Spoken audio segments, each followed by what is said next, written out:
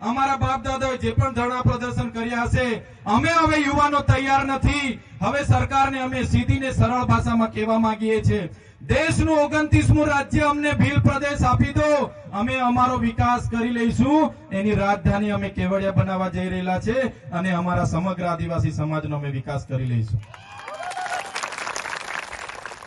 આજે આપણે તમે જોઈ લો, દેશમાં 8% આદિવાસી વસ્તી છે, ગુજરાતમાં 15% આપણી વસ્તી છે, છતાં નિર્ણાયક ભૂમિકામાં આદિવાસી નથી. બજેટ તૈયાર થાય છે એમાં આપણા લોકો નથી, સચિવાલયમાં આપણા લોકો નથી, કલેક્ટર હોય એસપી હોય એમાં આપણા લોકો નથી, આજે યુનિવર્સિટીઓના કુલપતિ આપણા લોકો નથી, ન્યાય પ્રણાલિકાઓમાં આપણા લોકો નથી. જ્યાં પણ નિર્ણય લેવાનો હોય છે ત્યાં આપણા લોકોને સાઈડ પર કાઢવામાં આવ્યા છે.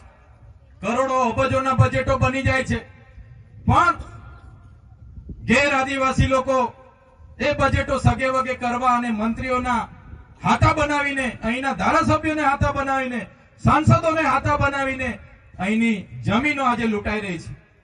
આજે 73 એની જમીનો કેવડિયામાં કલેક્ટરોએ શ્રી સરકાર કરીને એમના મળતિયાઓને આપી દીધી. એક પણ નેતા બોલવા માટે તૈયાર નથી.